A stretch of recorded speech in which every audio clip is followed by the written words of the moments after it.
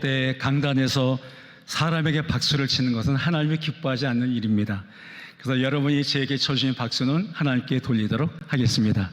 오직 박수를 받으실 분은 영광스러운 하나님 한 분밖에 없음을 믿습니다. 예수님께서 말씀하셨죠. 너희가 돌이켜 어린아이와 같이 되지 않으면 하나님 나라를 들어갈 수 없느니라. 그리고 우리가 영적으로 어린애같이 되기를 원해요. 그래서 우리 오늘 어린이식으로 인사를 한번 해보겠습니다. 옆 사람과 앞뒤 사람과 함께 이렇게 인사해 보실까요? 할렐루야 까꿍. 인사해 보실까요? 할렐루야 까꿍. 네. 이렇게 썰렁한 유머를 하면 하하 웃는 분들이 계시는데 이분들이 엄청 귀한 분들이세요. 하하 웃는 분들은 하나님이 하라는 대로 하겠다는 사람들이에요. 내가 여러분들이 하하 웃을 일이 많으시기를 주의 이름으로 축복합니다. 하하 웃는 얼굴이 얼마나 아름답습니까? 보기 좋죠, 그죠? 네, 오늘 오신 여러분을 다시 한번 주의 이름으로 환영하며 축복합니다. 영화나 TV 드라마나 소설을 보면 거기에 반드시 등장하는 세 부류의 사람들이 있습니다. 모든 영화에도 그리고 TV 드라마에도 소설책에도 주인공들이 등장합니다.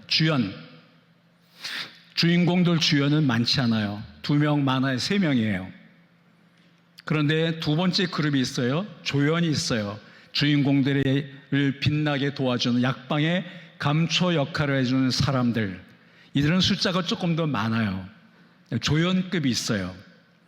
그런데 세 번째 부류가 있는데 누굴까요? 엑스트라들이 있어요. 엑스트라는 숫자가 제일 많아요.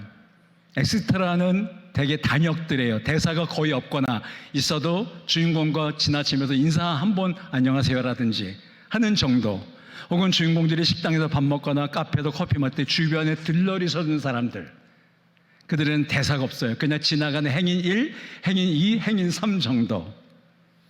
그런데 제가 40년 동안 목회하면서 세계의 교회를 섬겼는데요, 그리고 지금도 전 세계를 다니면서 복음을 전하고 수많은 교회를 방문하고 있는데요, 우리나라뿐만 아니라 어딜 가나 교회도 똑같아요.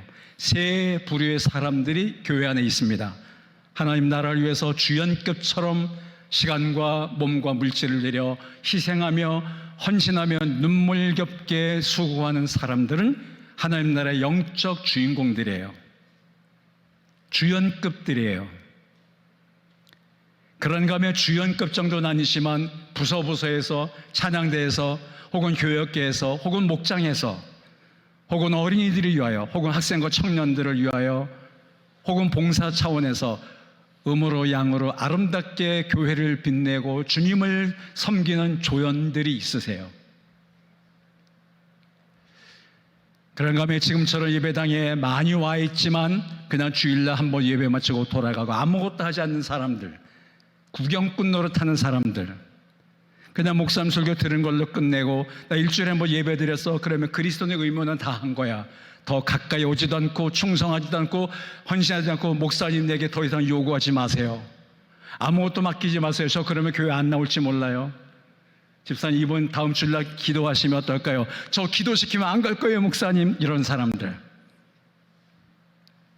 아무것도 내게 봉사하지 말라고, 난 그냥 일주일에 한번 예배 드리는 걸로 족합니다 라고 생각하는 사람들, 그래도 교회 5년 10년 다녀도 이름은 등록돼 있고 목장에 소속돼 있고 우리 울침 교회 교인인 건 분명한데 변화가 없는 사람들이 영적 엑스트라들이에요.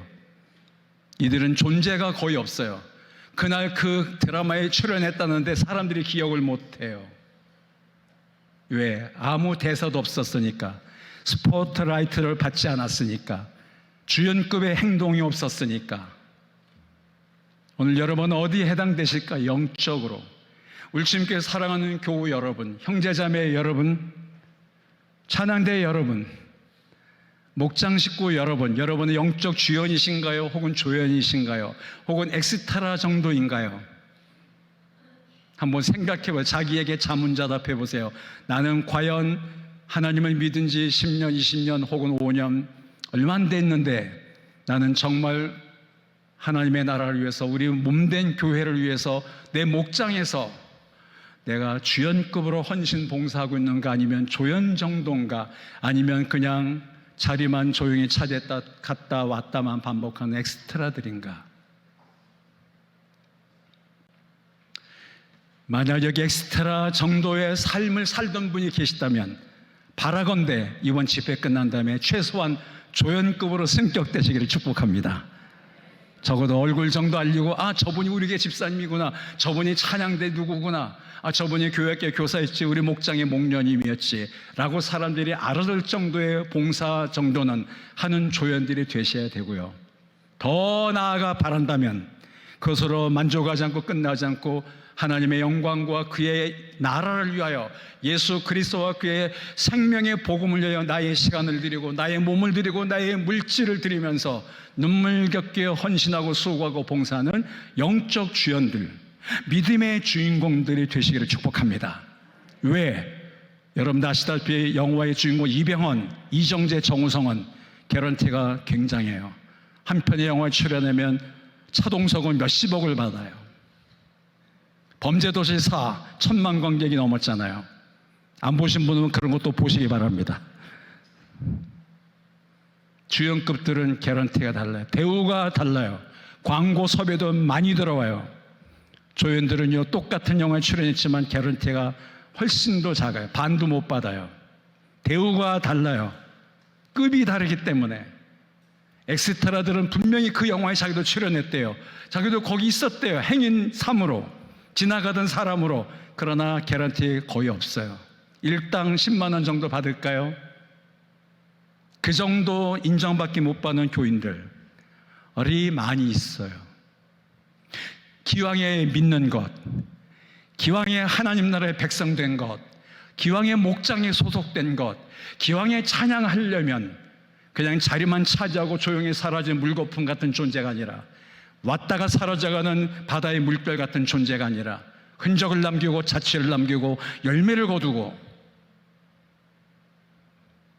그리고 하나님 나라의 영광을 위한 증인으로 증인된 삶을 사는 그런 영적 주연 한번 해봐야 되는 것 아닌가요? 어차피 한번 왔다가는 나가는 길 같은 인생길에서 기왕에 예수 믿는 것, 똑같이 예수 믿다가 훗날 천국 갔을 때 어떤 사람은 주님이 친히 씌워주는 빛나는 영광스러운 면류관을 받는 자리에 가는데, 해 같은 자리에 가는데, 고린도전서 15장에 보면 사도 바울이 말하기를 해의 영광, 달의 영광, 별과 별의 영광이 다르도다. 어떤 사람은 해같이 찬란하게 빛나는 영광의 자리에 가서 주님으로부터 면류관 받고 칭찬과 사랑을 받는가 하면, 어떤 사람은 천국에 가지만 달의 영광 정도의 자리에 가 있는 사람들, 그런가 하면 하늘에 떠 있긴 하지만 빛나긴 하지만 미미한 별과 같은 존재의 삶을 사는 사람들, 같은 별이라도 찬란하게 금성처럼 새벽별처럼 빛나는 별과 같은 존재가 하면 희끄무리하게 보일락 말락하는 그런 정도의 신앙생활을 하다가는 사람들이 있다는 것입니다. 여러분 어디 해당되시나요? 여러분은 영적 주인공 되기 원하시나요? 하나님 나라의 믿음의 주연 한번 해보시겠어요? 어두운 하늘을 찬란하게 빛내는 그런 별과 같은 달과 같은 해 같은 그런 삶을 사는 증인들이 한번 되보시지 않겠습니까? 옆 사람에게 한번 물어보실래요? 장로님은, 권사님은, 집사님은, 형제자매는, 목녀님은 주인공 되기 원하시냐고, 주연 노릇하기 원하시냐고 한번 물어보실래요? 옆 사람에게, 앞뒤 사람에게.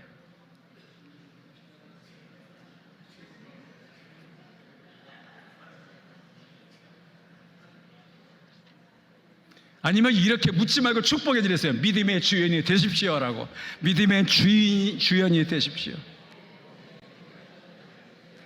한 번 더 인사할까요? 영적 주인공이 되세요. 영적 주인공이 되세요.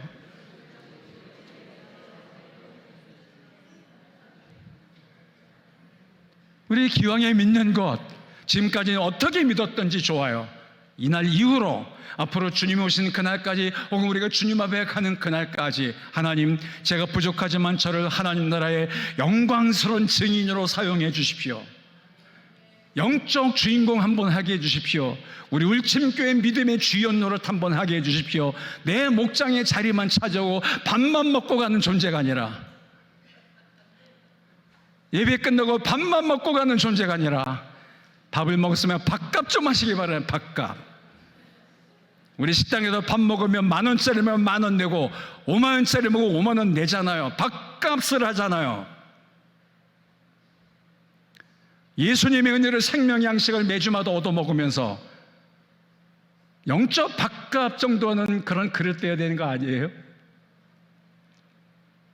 그럴 자신 없으면 이따 예배 끝나면 밥 먹지 말고 가세요 라고 말하면 안 되겠죠? 시험 드리겠죠?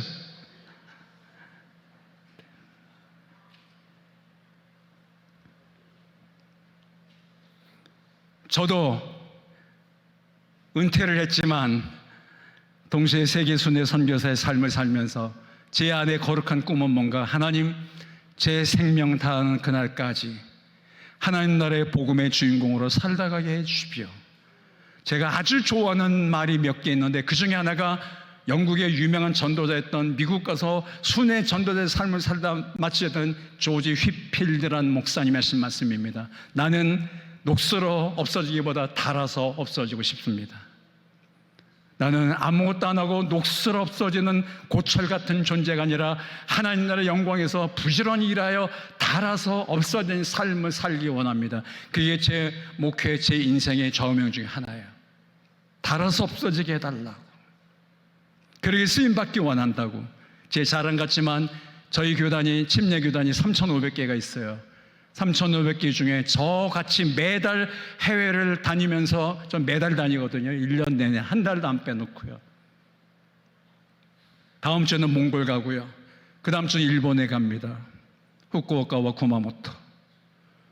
그 다음 주에는 체코가, 그 다음 달에 체코 가고, 그 다음 달에는 독일 순회를 하고요. 10월 달에는 스리랑카 가고, 11월 달에는 방글라데시 가고, 12월에는 인도를 갑니다. 내년 1월에는 잠비아까지 일정이 확정되어 있습니다. 이렇게 써주시는 은혜가 얼마나 감사한지. 모르긴 몰라도 조세히 보냈지만 한국교회 전체 5만여 교회 가운데 저처럼 매달 해외를 다니며 선교사님들을 섬기고 만나고 복음을 전하는 목사는 저 하나밖에 없는 걸로 제가 알고 있습니다. 장로교단 선교사님들이, 감리교단, 성교단 선교사님들 하는데 그들이 그렇게 말합니다. 우리 교단의 목사님 같은 분이 안 계시다고. 저는 우리 목사님 은퇴 얼마 안 남으신 걸로 아는데, 은퇴 이후에 지금보다 더 아름답게 쓰임받는, 저하고 함께 할 수 있는 세계 선교에 동참하는, 복음을 들고 세계를 누비며 하나님의 나라의 영광스러운 주인공으로 살아가시는 목사님 되기를 바라고 싶습니다. 아멘 하셨어요? 여러분의 기도와 물질로 도와주셔야 돼요. 아멘이 쏙 들어갔네요. 하나님은 찾고 계십니다. 적당히 믿다가는 엑스트라 같은 존재가 되지 말라고. 적어도 너의 삶이 믿음의 조연은 되라고. 할 수만 있다면 네가 하나님 나라의 영광스러운 복음의 증인으로 주인공처럼, 주연처럼 쓰임받아 보라고 저를 통해 지금 도전하고 계십니다. 하나님, 우리 가정이, 우리 부부가, 우리 가문이, 우리 목장 식구들이, 우리 울침교회가 영적 주인공 하나님 나라의 주연의 삶을 살아드리게 하옵소서. 그래서 오늘 제 설교 제목이 뭐예요? 증인이 되자라는 거예요. 그게 바로 증인이니까, 위트니스니까, 마터스니까, 그게 바로 복음의 증인들의 삶의 모습이기 때문에 우리는 조금 전 본문으로 사도행전 1장을 읽었습니다. 사도행전 1장 1절에 보면, 1절을 한 번 더 다시 읽어볼까요? 시작. 데오빌로여, 내가 먼저 쓴 글에는 무릇 예수께서 행하시며 가르치기를 시작하심부터. 데오빌로라는 말은 사람 이름입니다. 데오스 플러스 필로스란 말의 합성어예요. 데오스란 말은 하나님이란 뜻입니다. 헬라어로. 그러니까 하나님의 사람이란 뜻이에요. 내가 먼저 쓴 글에는, 먼저 쓴 글이 뭘 가리키는 말일까요? 네, 누가복음입니다. 누가 말씀하실지 모르지만 훌륭하십니다. 대번 나옵니다. 수준 있으시네요. 먼저 쓴 글에는 누가복음. 누가복음은 누가 썼습니까? 누가가 썼습니다. 의사였던 누가가 썼습니다. 그 누가가 나중에 속편을 썼어요. 그게 바로 사도행전입니다. 그 그러니까 사도행전의 전편은 누가복음이고 누가복음의 속편이 사도행전인 거예요. 그래서 내가 먼저 쓴 글에는 누가복음에는 무릇 예수께서 행하시며 즉 공적인 전도자의 삶을 사시며 가르치기를 시작하신부터 갈릴리 바다를 찾아가 고기 잡다가 그물질하고 하는 베드로 안드레를 부르고 거기서 조금 더 갔다가 세베대 아들 야고보와 요한을 부르면 나를 따라오너라 내가 너를 사람 낳는 어부가 되게 하리라 라고 시작하신 때부터 이 말이죠. 2절에 그가 택하신 사도들에게 성령으로 명하시고 승천하신 날까지 이를 기록하였노라. 그러니까 짧은 1절과 2절에서 예수님의 공생의 일을 압축해서 누가는 이렇게 설명하고 있습니다. 그러면서 4절 말씀에 보면 3절에 보면 그가 고난받으신 후에, 여기 말하는 고난은 예수님이 우리 같은 죄인들을 구원하기 위해 대신 못 박혀 죽임당하신 십자가의 고난을 말하는 거예요. 또한 그들에게 확실한 많은 증거로 친히 살아계심을 나타내사 십자가에 돌아가셨지만 주님이 며칠 만에 부활하셨습니까? 며칠 만에 부활하셨어요? 사흘인데 사실 만 사흘은 아니고요, 날수로 사흘인 거예요. 주님은 금요일날 오후 3시에 운명하세요. 십자가에서 오전 9시에 달리셔서 6시간 만에 오후 3시에 주님은 영혼이 떠나십니다. 그리고 나서 이제 아리마대 제자 중에 하나 아리마대 요셉이 자기를 파놓은 무덤에 장사 지내집니다. 그래서 12시까지 9시간 지났어요. 오후 3시에 돌아가셨으니까. 그 다음날 토요일날 24시간 하루 종일 무덤에 계셨어요. 그러면 33시간이죠. 그리고 그 다음날 일요일날, 우리식으로 주일날 새벽 미명에 부활하셨다고 돼 있어요. 성경에. 미명이란 말은 어두운 시간도 아니고 밝은 시간도 아니에요. 어둑어둑한 중간 시간을 말하는 거예요. 그게 바로 새벽 6시에서 6시 반 정도를 가리킨 시간이에요. 그러면 금요일날 오후 3시에 돌아가셨죠. 그래서 금요일날 12시까지 9시간 지났죠. 토요일날 24년 못 되면 33시간이죠. 주일날 부활하는 시간이 새벽 6시 혹은 6시 반. 이건 정확한 거예요. 그러면 주님은 십자가에 못 박혀 고난당에 돌아가신 지 39시간 혹은 39시간 30분 만에 다시 하나 부활하셨어요. 그 얘기를 지금 하고 있는 거예요. 그리고 40일 동안 그들에게 보이시며, 부활하신 예수님은 이 땅에 40일간 계셨어요. 40일 동안 사람들을 만나셨어요. 몇 번 만났습니까, 주님이? 울침교회 교회 여러분 말해보세요. 40일 동안 계신 동안 부활하신 주님이 주님을 몇 번 사람들에게 보이셨을까요? 10번입니다. 40일 동안 날마다 사람들을 만나지 않으셨어요. 10번 나타나셨는데 성경의 기록에 의하면 그 10번 중에 3번이 부활하신 당일날 만난 거예요. 사람들. 제일 먼저 무덤을 찾아왔던 막달라 마리아와 요한나를 만나고, 그 다음에 그 마가다라방에 제자들이 숨어있는 곳을 찾아가 주님이 제자들을 만나세요. 2번이나. 그래서 3번 첫날 만나세요. 부활하신 날. 나머지를 7번에 나누어서 가끔씩 나타나신 거예요, 주님께서. 그리고 40일이 차는 날 일시에 500여 명의 성도들이 보는 가운데 하나님 나라로 승천해 가셨다라고 성경은 말씀하고 있습니다. 제가 이스라엘을 9번을 가봤어요. 예루살렘을. 그래서 예루살렘은 크게 2개의 산으로 구성된 도시인데, 마가의 다락방이 있는 시온산과 예수님이 승천해 가신 산인 감람산, 감람산과 시온산은 걸어서 20분에서 30분 사이에, 빨리 걷냐 천천히 걷냐에 따라 다르지만, 그래서 감람산 꼭대기에서 지금 거기 가보면 주님이 승천했다고 여겨진 자리에 조그만 예배당이 승천 기념 예배당이 세워져 있어요. 옛날에는 구멍이 하늘이 뚫려 있어 천장이 없었는데, 지금은 무슬림들이 그 동네를 지배하고 살면서 뚜껑을 닫아버려 놨어요. 거기서 주님은 승천해 가십니다. 부활한 지 40일이 차는 날. 그리고 승천해 가신 주님을 배웅했던 사람들 500여 명 가운데 이제 마가다방으로 돌아오는 동안 주님의 승천해 가심으로 자기들을 떠나가셔서 헛마음 때문에 380명 정도가 사라져요. 그 25분 정도 걸어서 마가다락방에 오는 동안. 그리고 성경에 보면 마가다락방까지 와서 모인 사람들은 예수님의 어머니 마리아를 비롯해서 주님의 동생들과 제자들과 120명 정도 모였다고 기록되어 있습니다. 중간에 380명 정도 사라진 거죠. 그런데 주님이 이렇게 말씀합니다. 4절 말씀을 다시 볼까요? 4절 말씀도 읽어봅니다. 시작. 사도와 함께 모이사 그들에게 분부하 이르시되 예루살렘을 떠나지 말고 내게서 들은 바 아버지께서 약속하신 것을 기다리라. 내게서 하나님께서 약속하신 것이 올 때까지 너희는 예루살렘을 떠나지 말고 아버지께서 약속하신 것을 기다리라. 아버지께서 약속하신 게 뭘까요?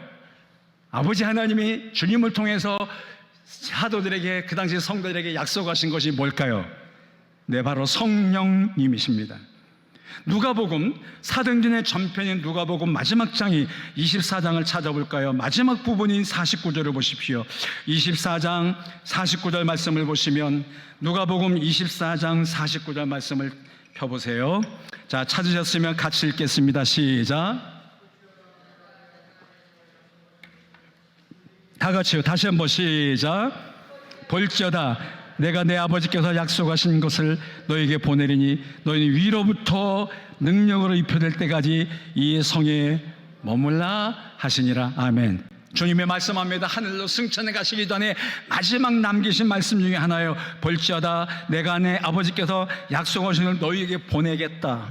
하늘나라 가면 너희는 위로부터 능력으로 입혀질 때까지 이 성, 즉 예루살렘에 머물러라. 예루살렘은 떠나지 말고 하나님이 너에게 약속하신 그분 성령님이 오실 때까지, 위로부터 성령의 능력이 입혀질 때까지 이 성을 떠나지 말고 기다려라 라고 말씀을 하세요. 그래서 제자들이 주님이 부활 승천해 간 다음에 그 예루살렘을 떠나지 않고 마가의 다락방으로 돌아와 남겨진 120명의 성도들이 열흘 동안 주님이 승천해 가신 다음에 오순절날이 임한 게 열흘 후인데 그 10일 동안 그들이 다 같이 한 곳에 모여 기도하기를 힘썼다라고 사도행전 1장에 기록되어 있습니다. 하나님이 약속하신 성령님을 기다리기 위해서.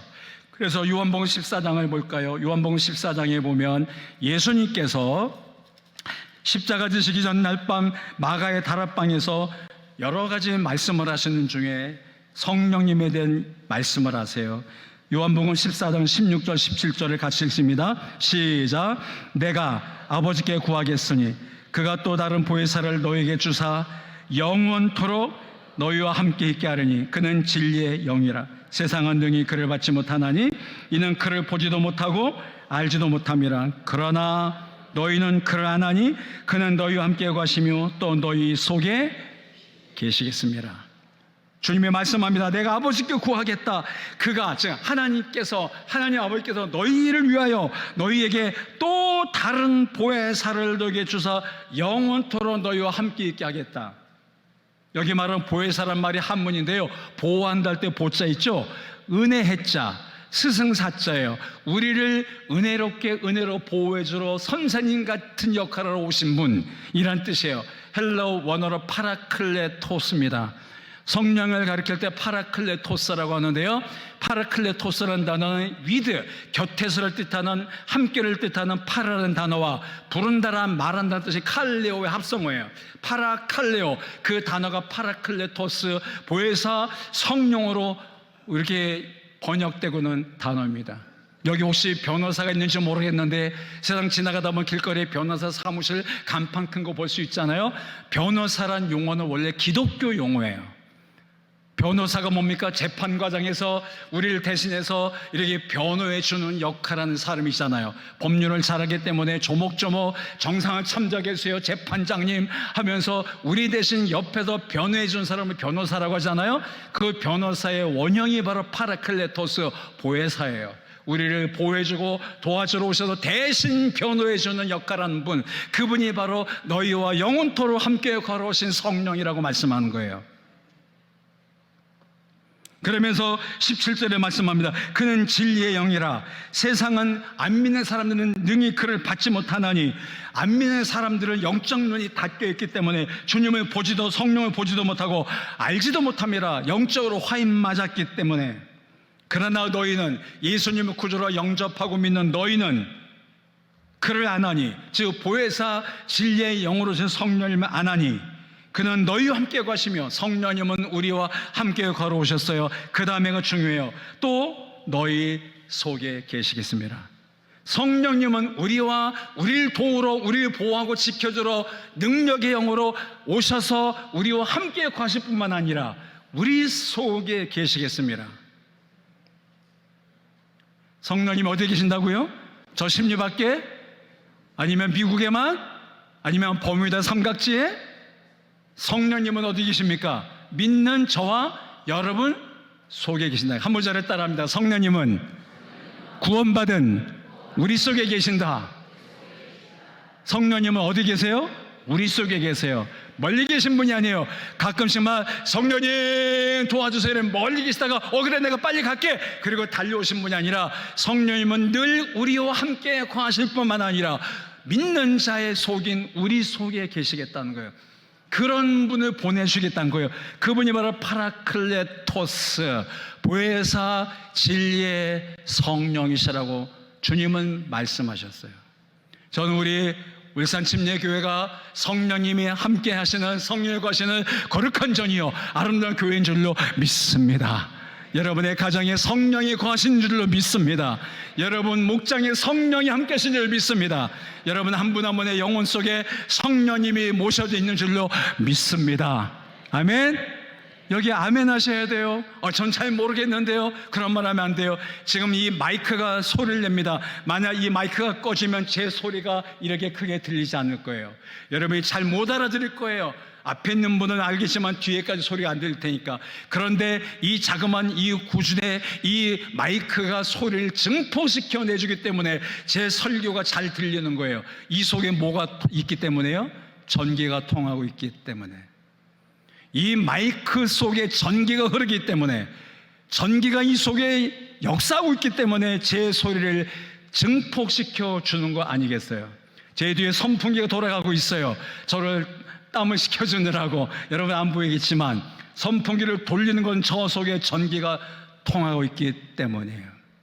오늘 우리가 부족하지만, 부끄럽지만 우리가 능력으로 역사하고 그리고 믿음으로 살고 어렵고 힘든 환경 중에서도 소망 품고 살 수 있게 하는 것은 바로 우리 속에 우리와 함께 거시며 역사는 성령님의 도우심 때문인 줄로 믿으시면 아멘 하시길 바랍니다.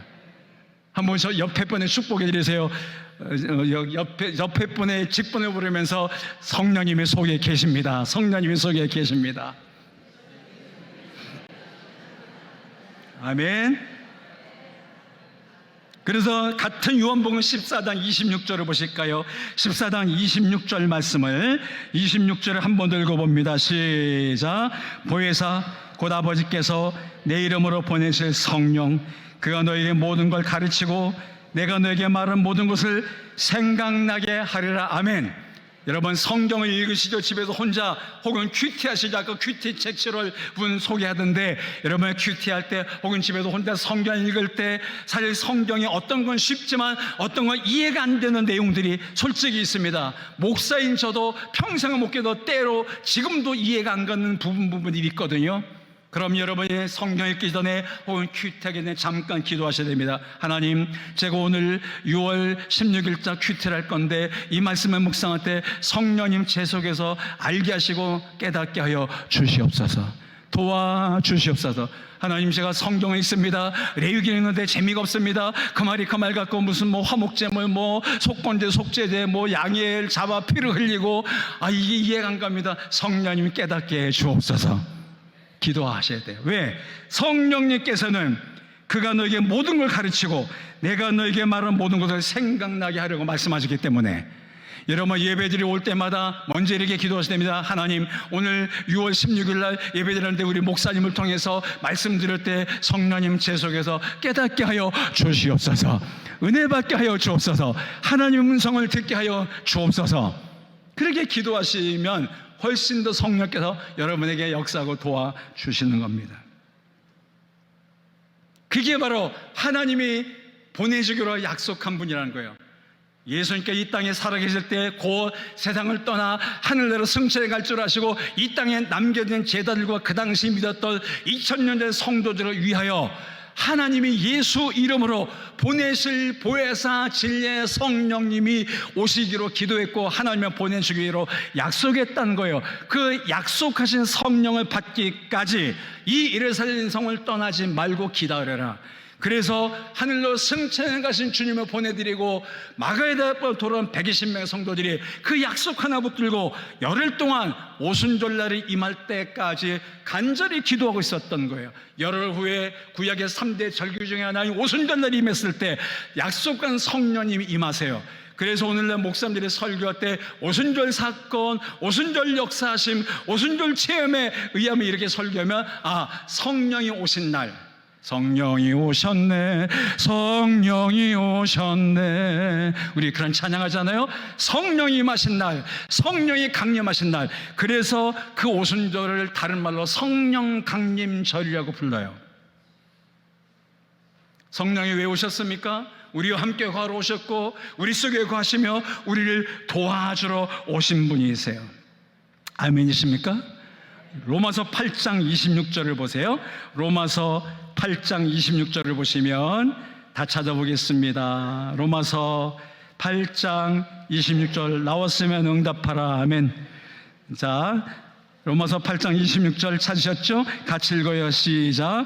이와 같이 성령도 우리의 연약함을 도우시나니 우리는 마땅히 기도할 바를 알지 못하나 오직 성령이 말할 수 없는 탄식으로 우리를 위하여 친히 간구하시느니라. 여기 성령에 대해서 소개합니다. 성령님의 역할이 뭡니까? 이와 같이 성령도 하나님이 약속하신 보내기로 말씀한 보혜사 진리의 영도 우리의 연약함을 도우시나니. 성령님이 오신 주 이유가 뭔가 하면 연약한 부족한 저와 여러분을 도와주러 오신 분이세요. 한번 저를 따라서 하십니다. 성령님은 나를 도우러 오셨다. 성령님은 나의 연약함을 도우신다. 우리 옆 사람에게 축복해 드렸어요. 성령의 도우심을 구하세요 라고. 성령의 도우심을 구하세요. 한 번 더 앞뒤 사람과 인사할까요? 성령님은 도와주십니다. 성령님은 도와주십니다. 아멘. 저를 한번 따라서 할까요? 성령님, 저를 도와주옵소서. 저는 연약합니다. 저는 부족합니다. 저를 도와주십시오. 여러분, 아직까지 담배, 술 못 끊는 분 계십니까? 자수하여 광명 찾으세요. 근데 의지가 약해. 우리가 의지가 끊었다가 담배값 집어던졌다가 쓰레기통에 넣었다가 다시 꺼내 피우기도 하고, 끊었던 주님 다시 찾으면서 이 주님 모시기도 하고, 우리 의지로는 약해요. 번번이 실패합니다. 그런 사람 있습니다. 성공한 사람도 더러있지만 자기 의지로 마약을 끊고 담배를 끊고 니코틴에 인이 박혀있고 알코올 중독자 수대 간 사람 자기 의지로 끊기 어렵습니다. 그럴 때 우리는 누구의 도움을 구해야 될까요? 하나님, 약속된 성령님을 내 안에 충만케 역사하게 하셔서 내 의지로는 이길 수 없지만, 내 의지로는 금주금연이 불가능하지만 성령의 능력으로 나를 사로잡아 주셔서 나쁜 것이 끊어지게 도와주시고. 왜? 성령님은 우리 연약함을 도와주러 오셨으니까요. 여러분, 어떤 도움을 받기 원하세요? 개인적으로 어떤 도움이 필요하세요? 게임에 미쳐 있나요? 제가 잘 아는 교회 집사님 중에 게임에 미쳐갖고 노름까지 하면서 그렇게 천사같이 고운 집사님의 눈에 눈물 빼면서 빚에 빚을 지고 있는 집사 얘기를 엊그제 들었어요. 여기 오기 전에. 혹은 도박을 끊지 못하여 빚에 빚을 지면서 타산을 탕진하는 이상한 남자는 계시지 않나요? 교회는 단지 아직도 술을 끊지 못하여 몰래 양심과 싸우면서 계속 홀짝거리고 들이키는 사람은 계시지 않나요? 예배 오기 전에 양치를 열심히 하는 이 수상한 남자들, 담배 한 대 태우고 그 냄새 없애려고. 냄새 안 없어져요. 니코틴 냄새 다 맡아요. 우리 교인들은 개코예요. 개코. 은단 먹고 해도 향수 뿌려도 소용없어요. 차라리 끊으세요. 우리 의지로는 실패합니다. 성령님, 나를 도와주십시오. 저는 연약합니다. 저는 자주 넘어집니다. 저는 흔들립니다. 성령님, 저를 도와주세요. 성령님, 우리 목장 식구들을 도와주시고 붙들어 주시고 우리와 함께 가실 뿐만 아니라 우리 속에 역사해 주십시오. 왜? 성령님은 우리를 도우러 오신 분이니까. 믿습니까, 여러분? 한번 옆 사람에게 다시 축복해 드리세요. 성령님의 도우심을 받으세요. 성령님의 도우심을 받으세요.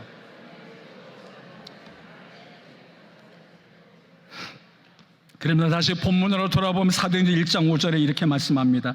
1장 5절을 읽어보겠습니다. 시작.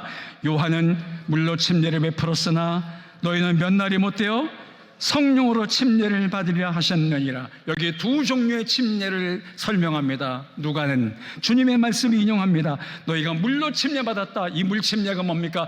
요단강에서 죄를 자복하고 나와 회개하며 침례를 받는 요한의 침례, 이거를 마가복음 1장에서 회개의 침례다 이렇게 말씀하고 있어요.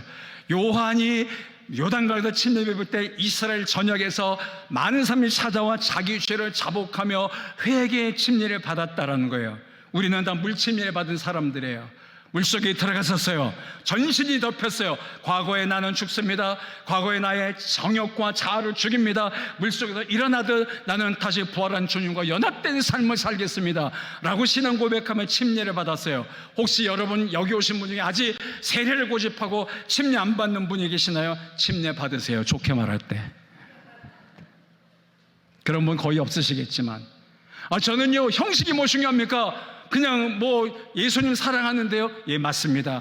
형식보다 중요한 건 알맹이겠죠. 그러나 여러분, 어떤 남자를 사랑한다며, 어떤 자매를 사랑한다며, 우리 서로 사랑하니까 사랑 확인 그냥 동거합시다 그러고 삽니까? 결혼식 복잡합니다. 그리고 결혼식 돈도 많이 듭니다. 그러나 왜 하는 겁니까? 양가의 가족들에게, 친구들에게, 동료들에게 내가 이 사람과 사랑을 100년 갈감했습니다. 이 자매가 내 평생의 배우자가 될 겁니다. 공표하는 거잖아요. 그래서 우리는 번거로워도 온몸이 머리까지 물에 들어가 젖는 수고를 할지라도 침례식은 내가 주님과 영적으로 연합됐습니다. 주님의 나의 구주되심을 고백합니다. 나는 주님의 뜻대로 사는 자녀가 된 것을 공표합니다 라는 의식이에요. 침례 받으셔야 돼요. 그런데 요한의 물침례는 받았지만 그 다음에 두 번째 중요한 침례가 남았는데 그것이 뭔가요? 몇 날이 못되어 성령으로 침례를 받으리라. 마치 우리가 침례 받기도 물속에 완전히 잠긴 것처럼 성령 침례는 성령에 완전히 잠기는 삶을 사는 거예요. 다른 말로 하면 성령 충만한 삶을 살으라는 거예요. 성령 충만이 뭘까요? 어떤 사람은 성령 충만하면 방언 터지는 거, 어떤 사람은 성령 충만하면 신이 운사행하는 거, 막 병자유에 기도하면 병이 낫는 거. 근데 그것도 성령 충만한 모습 중에 하나겠죠. 뭐 입신하는 거, 무슨 환상 보는 거, 그거는요 성령의 역사심의 일부를 보는 것뿐이에요. 진짜 성령 충만의 중요한 내용이 뭔가 하면 성령의 지배를 받는 거예요. 그게 성령 충만이에요. 술을 많이 마시면, 남자들 한번 과거의 추억을 떠올리면 생각해 보세요. 술 마시던 시절, 술을 머리 꼭대기까지 마시며 얼굴이 벌겋게 달아오르고 지나간 사람한테 술 냄새 팍팍 풍기고, 그리고 혀꼬부라진 소리를 하고 갈짓자 걸음을 걷고, 평소에 인색하던 지갑이라도 종돈 막 주면서 일본말로 막 기마이를 쓰고. 왜? 그게 술 기운에 하는 거예요. 우리가 성령 충만하면 성령의 향기를, 그리스도의 향기를 내뿜게 되고, 성령 받은 사람의 모습과 삶이 드러나고, 성령이 시키는 대로 행하고, 성령의 능력을 의지하면서 살게 돼 있는 거예요. 한마디로 하면 성령 충만은 성령의 지배를 받는 삶을 말하는데, 그거를 일컬어 요즘 젊은이들이 좋아하는 표현으로 성령의 기름 부심, 애노인팅, 혹은 성령의 충만함, 성령의 이끄심, 성령의 나타나심, 이런 말씀들로 표현되고 있는 것입니다. 저는 찬양대가 노래 잘하는 사람들이겠지만 노래 음성과 노래 솜씨로만 찬양하지 말고, 아까 찬양 듣는데 호산나 찬양대가 너무 은혜롭게 찬양 들으셨어요. 그러나 거기다가 더 기도하면서 성령의 충만함을 받아서 찬양한다면 하나님께 영광이 될 것이고, 듣는 성도들에도 아름다운 영향력을 그 찬양 한 곡이지만 미치게 될 줄로 믿습니다. 아멘. 그 성령 침례를 받으라는 거예요. 저는 울산 침례교회 교우 여러분 모두가, 목장 식구들 모두가 다 성령 침례 받은 분들이 되시기를 주의 이름으로 부탁을 드리고 싶습니다. 옆에 분에게 한 번 더 축복해 드릴까요? 성령의 침례를 받으세요 라고. 성령의 침례를 받으세요. 반주도 마찬가지야. 여기 신디 반주자들이 피아노도 마찬가지지만 너무 은혜롭게 영감 있게 반주하는 거예요. 그러다 내가 몇 번 보게 됐어요. 너무 영감 있게 반주를 해갖고요. 그래도 비록 나이는 어리고 학생 같아요. 그죠? 네, 고등학생이에요? 중학생이에요? 예? 예? 아, 대학생이에요? 아, 미안해요. 시험 들지 마세요.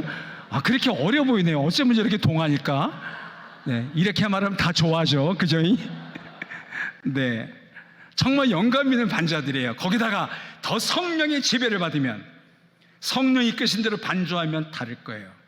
똑같은 신디고 똑같은 피아노지만 우리가 치는 것하고 쇼팽 콩쿠르에서 1등을 전 세계적으로 지금 다니고 있는 조정준이 와서 반주하면 소리가 다를 거예요. 똑같은 피아노지만. 왜? 수준차가 나니까. 우리가 성령 의지하지 않고 하는 반주와 성령 의지하지 않고 하는 노래와 찬양과 성령 의지하지 않고 하는 기도와 성령 의지하지 않고 하는 봉사는 성령의 침례를 받고 성령의 이끌리심을 받아서 하는 다음과는 차원이 다른 거예요. 이해가 되시나요? 성령 침례를 사모하세요. 요한의 물 침례로 만족하지 마세요. 성령님 침례가 뭐예요? 물속에 잠기고 물이 나를 덮는 거잖아요. 성령님 나를 지배하여 주시옵소서. 성령님 나의 삶을 덮어 주시옵소서. 성령이 나를 이끌어 주시옵소서. 성령의 말하게 하심 따라 말하게 하시고 성령의 능력으로 역사하게 하시고 성령께서 그리스도의 향기를 드러내도록 도와주시옵소서. 그래야 된다라는 거예요. 오늘 제 설교의 핵심이 뭔가 하면 마지막 부분인데요, 8절이에요. 8절. 그랬더니 제자들이 질문합니다. 그 제자들이 주님께 묻습니다. 주께서 이스라엘 나라를 회복하실 때가 지금인가요? 이렇게 물으니까 이르실 때 때와 시기는 아버지께서 자기 권한에 두셨으니 너희가 알 바가 아니다. 그러면서 오늘 본문의 마지막이며 결론이고 핵심인 사도행전 전체에서 가장 중요한 핵심 요절인 1장 8절을 말씀하세요. 어느 학자가 말하기를 사도행전 28장인데요 28장은 막 뭉쳐갖고 꽉 짜면 물 한 방울이 똑 떨어질 건데 그게 바로 사도행전 1장 8절이라고, 핵심 요절이라고요. 여러분이 어느 다른 나라 여행 갔을 때 호텔에도 주무셨을 거예요. 작은 호텔은 객실이 50개, 좀 괜찮은 호텔은 객실이 100개, 더 큰 호텔은 500개 막 그러게 되겠죠. 하이아트나 힐튼에 가면 500개, 1000개짜리들이 많잖아요. 그러면 자기 방에 열쇠가 주어져요. 그 열쇠는 자기 방밖에 못 따요. 저도 이번에 울산 침략에 집회 와서 저쪽에 본정통에 있는 울산 CD 호텔이 있었어요. 제 방이 711번이었어요. 이제 가방 빼고 나왔어요. 그런데 그 열쇠로는 다른 방을, 옆에 방, 앞에 있는 방을 딸 수가 없어요. 그런데 프런트에 가면 매니저가 있어요. 호텔 매니저 집에는요 모든 방을 다 딸 수 있는 키를 하나 갖고 있어요. 거기 뭐죠? 마스터키입니다. 이 마스터키는 모든 객실을 다 딸 수 있어요. 마찬가지로 사도행전 1장 8절을 한 절을 제대로 이해하면 28장으로 되는 사도행전 전체를 딸 수 있다는, 열고 들어갈 수 있다는 거예요. 사도행전을 다 이해하고 풀 수가 있다는 거예요. 그만큼 사도행전을 대표할 수 있는 중요한 핵심 마스터 기억하라는 구절이 1장 8절이라는 거예요. 그래서 1장 8절이 유명하니까 많은 분들이 암송하고 계세요. 우리 다시 한번 외우는 분은 암송하시고 자신은 분은 그거 보면서 읽으실까요? 오직 성령이부터 시작. 오직 성령이 너에게 임하시면 너희가 권능을 받고 예루살렘과 온 유대와 사마리아와 땅끝까지 이르러 내 증인이 되리라 하시니라. 아멘. 한 번 더 외웁니다. 시작. 오직 성령이 너에게 임하시면 너희가 권능을 받고 예루살렘과 온 유대와 사마리아와 땅끝까지 이르러 내 증인이 되리라 하시니라. 아멘. 이게 사도행전 전체를 대표하는 가장 중요한 마스터키 같은 거예요. 여기는 중요한 4개의 단어가 있어요. 첫째가 뭐죠? 성령. 두 번째가 뭐죠? 권능, 파워, 두나미스 헬러어로. 세 번째가 뭐죠? 땅끝까지 헬러어로 에스카투. 네 번째가 뭐죠? 내 증인.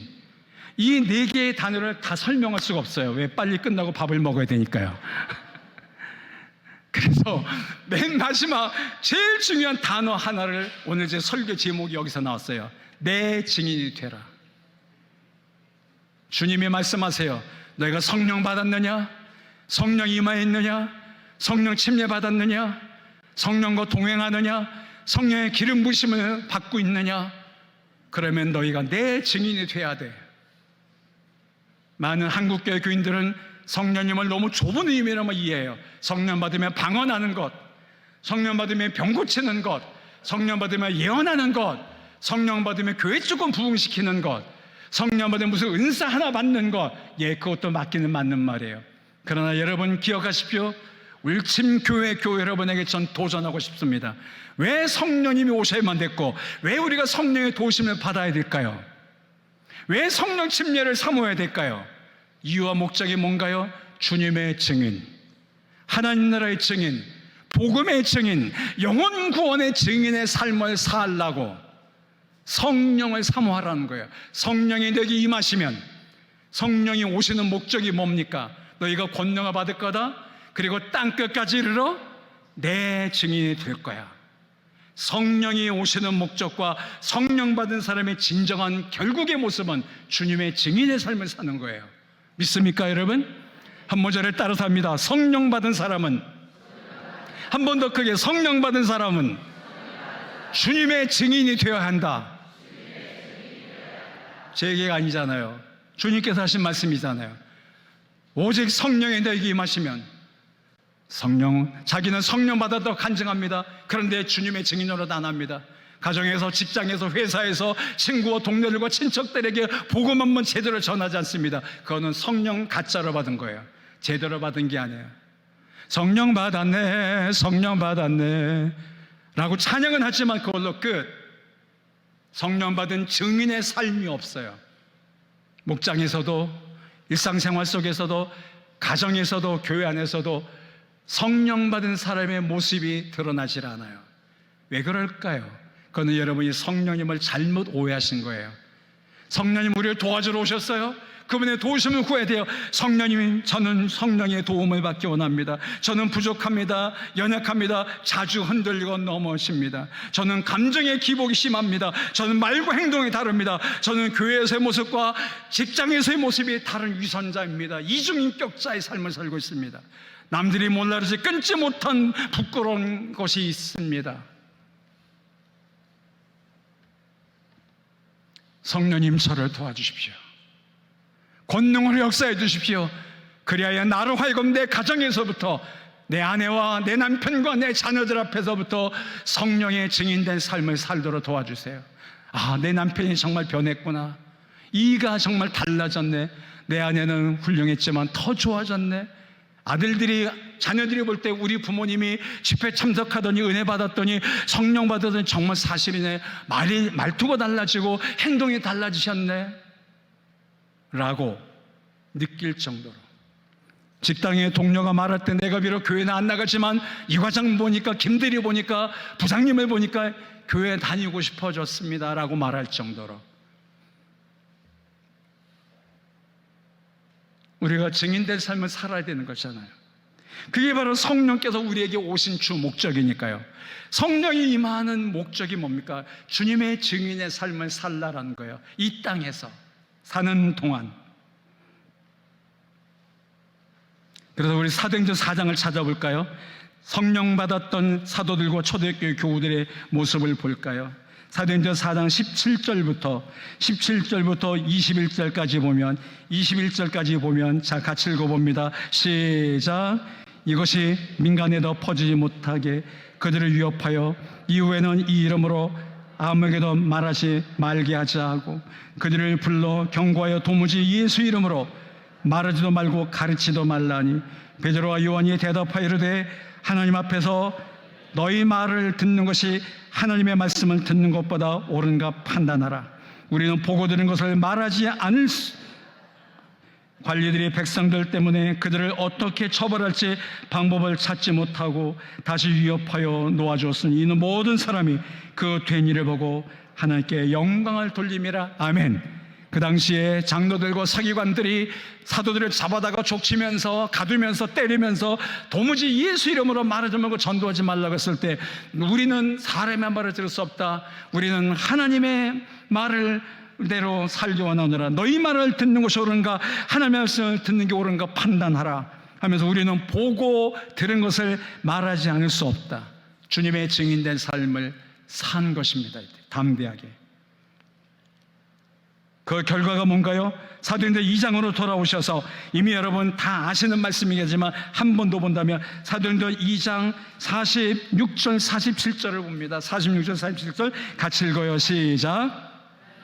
날마다 마음을 같이하여 성전의 모기를 쓰고 집에서 떡을 떼며 기쁨과 순전한 마음으로 음식을 먹고 하나님을 찬미하며 또 온 백성에게 칭송을 받으니 주께서 구원받는 사람을 날마다 더하시니라. 이것이 초대교회 교인들의 모습이었습니다. 그들이 오순절 사건의 성령 충만을 받음으로 그들이 모여서 기도 기름 쓰고 예배하는 가운데 주님을 찬양하면서 교제하고 온 백성이 칭송을 받으니 주께서 구원받은 사람 날마다 더하게 하시니라. 이것이 성령 받은 사람들의 공동체의 결과인 것이죠. 저는 우리 울침교회가 성령 받아 주님의 증인의 삶을 여러분의 직장에서, 청년들은 학교에서, 가정에서, 일터에서 살아드림으로 그런 여러분의 삶을 보고 성령을 통해서 주어지는 그리스도의 향례를 맡은 사람들이 주께로 나오게 되는, 그래서 구원받는 사람들이 늘어가는 이웃교회에서 몰려와 주기를 바라지 말고, 누가 유명하다고 거기로 몰려가지 말고 내 삶이 그리스도를 증거함으로 안 믿는 사람이 그 향기에 취하여 성령의 능력에 녹아져 그들이 주님을 구주로 영접하고 성령의 인도하심을 구하며 우리의 믿음의 공동체의 일원이 되고 가족이 되고 목장에 편입되고 아름답게 교제하며 주님을 섬기는 사람들이 늘어가는 교회, 그것이 저는 우리가 추구해야 될 교회의 모습이며 우리가 취해야 될 태도라고 믿어요. 저는 딸이 둘인데요, 1부 예배 때는 시간이 조금 급하기 때문에 2부 예배 준비되니까 이런 간증을 안 했어요. 저는 딸이 둘인데 첫째 딸이 43이고요 둘째 딸이 41예요 별로 감동도 안 받으시는 것 같아요. 네? 그래 제 나이가 얼마쯤 되겠어요? 뭐 이제 갈 때 됐으니까 나이 얘기해야 되겠죠. 제가 나이 조금밖에 안 먹었어요. 53년생 만으로 71입니다. 딴 데로서 말하면 뭐 하고 뒤집어지는데 이상하게 울침께는 늦는 것 같아. 한 박자가 꼭 한 번 더 말하게 이 사람들이. 다시 내가 올해 만으로 71입니다. 그렇지, 진짜 이렇게 나와 있어야지. 60 하나로 안 보여요? 은혜 충만한 사람이 나를 50 하나로 보더라고.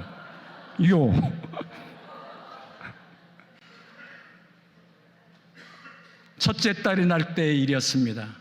43년 전에 첫째 딸이 태어날 때 한국은, 저는 지방에 있었기 때문에 좋은 병원이, 큰 병원이 없었고 그렇게 의술 좋은 병원이 많지 않던 인구 10만의 충주라는 도시에 있어요. 여기 어떤 권사님이 충주 사람이라더라고요. 교현동. 나는 시골 동네인 봉방도 출신인데 병원에 갔습니다. 아내가 진통을 하는데 아기가 안 나오는 거예요.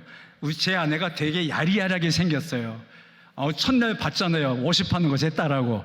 올해 66이거든요. 그런데도 뒤에서 보면 아가씨 몸매예요. 얼굴로 너무 이쁘게 생겼어요. 제가 그런 여자하고 산답니다. 믿거나 말거나 해요. 네, 그런데 제 아내가 되게 골반이 작아요. 몸매가 날씬하니까. 근데 우리 큰딸이 4.3kg가 나온 거예요. 그러니까 아기가 못 나오는 거예요.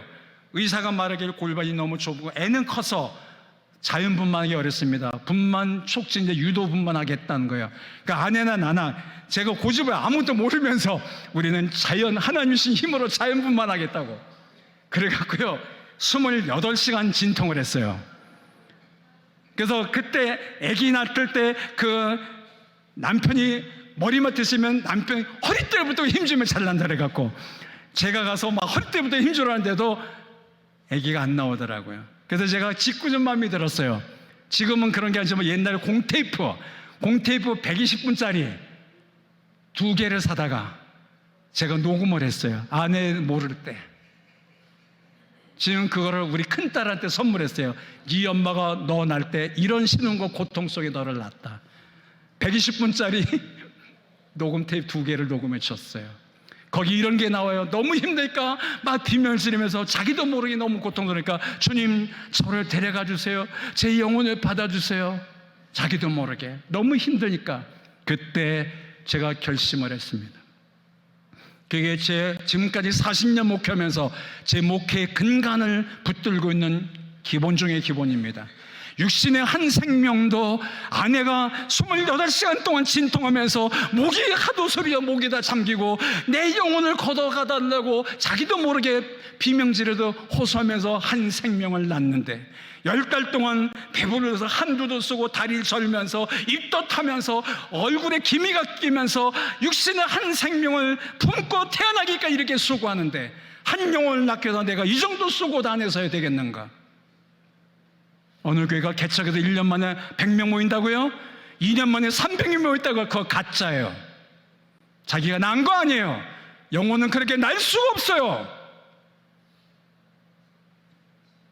육신의 한 생명도 태어나게 하기 위해서 목숨과 맞바꾸는 고통 속에서 피 흘리면서 온갖 비명을 지르며 아픔 속에서 태어나게 하는 법인데 어떤 하나님의 여기가 2년 만에 300명, 3년 만에 500명, 그거는요 지가 난 거 아니에요. 딴 데서 나서 잘한 사람 데리고 온 거예요. 뺏어오거나 긁어 모은 거예요. 그게 무슨 교회예요?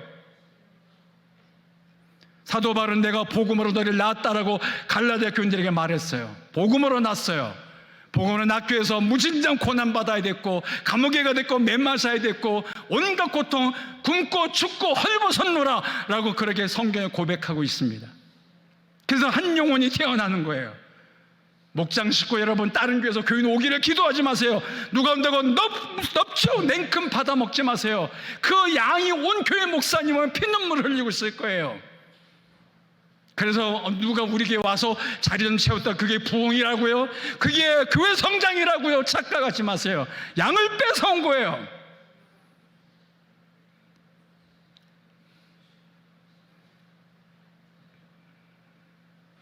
성령님은 그런 식으로 교회가 부흥되기를 원하지 않으신 분이에요.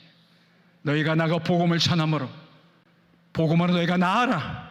예수님이 십자가에 못 박혀 피 흘리며 생명까지 주는 고난 속에 우리가 거듭 태어나고 구원받은 것처럼 우리도 주님처럼 십자가에 못 박히지 못할지라도 그런 헌신, 그런 피 흘림, 그런 희생, 그런 수고를 통해서 한 영혼 한 영혼을 낳는 거예요.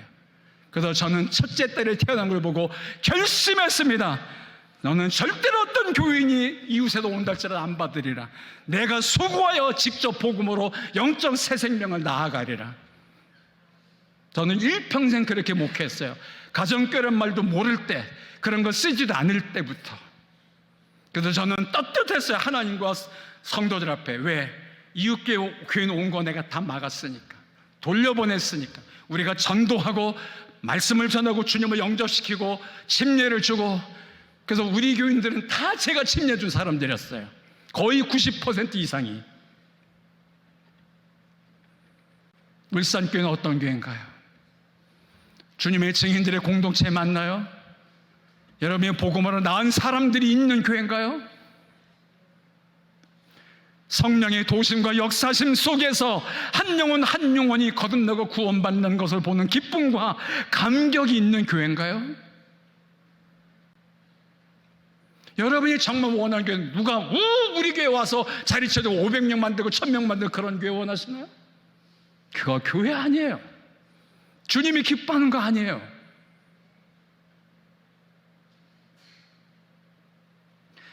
주님은 성령이 너에게 임하면 권능을 받고, 그 권능은 나를 자랑하라고, 쇼하라고, 쇼맨십하라고, 인기운동하라고 오는 것이 아니라 성령의 능력을 힘입어 나가서 담대하게 복음을 전하며 주님의 증인 노릇하라는 거예요.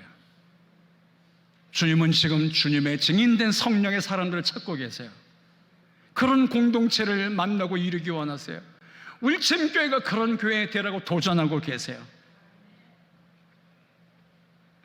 영국의 전도자였던 집시 스미스라는 분은 이런 말을 했습니다. 우리에게는 5가지의 복음서가 있다. 마태복음, 마가복음, 누가복음, 요한복음서, 그 다음에 5번째 복음서는 세상이라는 복음서다.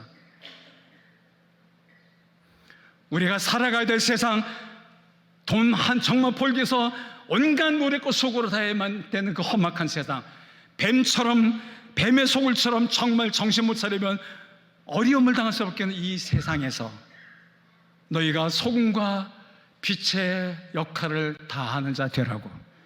마태복음 5장 13절로 16절에 주님의 말씀입니다.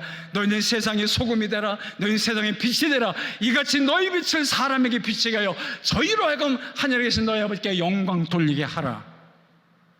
주님은 우리 보고 교회 안에 설탕 노릇하라고 말씀하지 않으셨어요. 설탕 많이 먹으면 이가 썩고 위장이 상합니다. 여러분 커피 마실 때도 그래서 설탕 안 넣잖아요. 쓰더라도 그냥 커피 마시잖아요. 교회 안에 설탕이 아니라 세상을 변화시키는, 세상의 부패를 막는 소금 역할, 빛 역할을 하라는 것이, 그런 너희를 보고 사람들이 도전과 감동받아 하나님을 찬양하고 하나님께 영광 돌리고 하나님의 백성이 되도록 도와주라는 겁니다. 그게 우리가 가져야 될 5번째 복음서예요.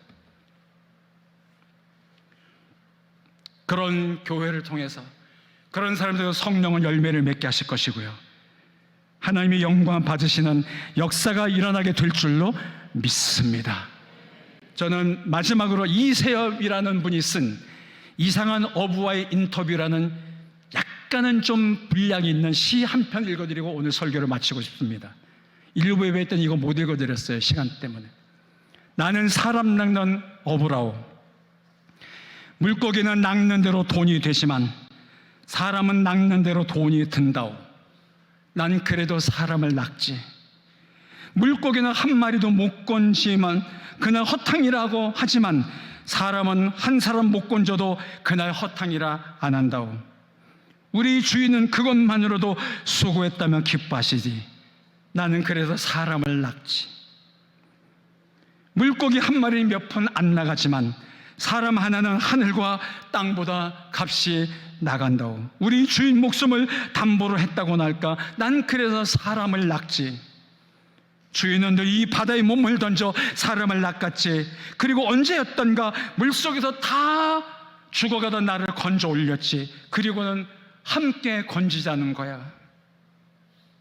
그때 난 그 양반에게 물었어. 돈벌이가 되느냐고. 아니래.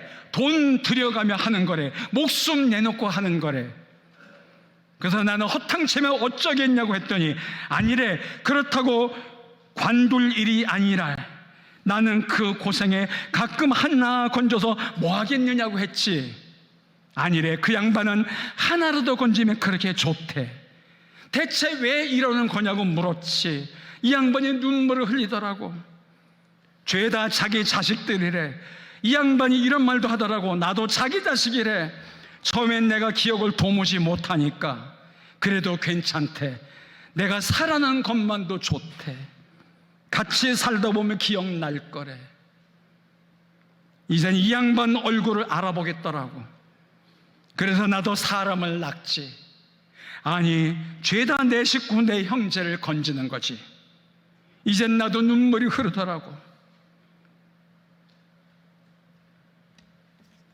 이상한 어부와의 인터뷰 내용이었습니다. 주님은 갈릴리 바다를 찾아가셔서 허탕치고 나와 그물을 깃고 있던 베드로 안드로, 야고보 요한에게 말씀합니다. 그물을 버려두고 나를 따르라. 팔로미. 내가 너희로 사람 낚는 어부가 되게 하리라. 남이 낚아놓은 고기를 광주리째 뺏어오는 것이 아니라, 남이 수고해야 낚은 고기를 그냥 갖고 오는 불안당 같은 모습이 아니라 네가 수고하여 고기를 낚으라는 거야. 그 어부의 심정으로 세상이라는 바다에 나가 예수 그리스도의 십자가 부활의 복음으로 그물을 던져 사람을 낚아오래. 허탕쳐도 좋다는 거예요. 어쩌다 한 마리만 건지듯 어쩌다 한 사람만 건져도 좋다는 거예요. 그 수고가 귀하기 때문이라는 거예요.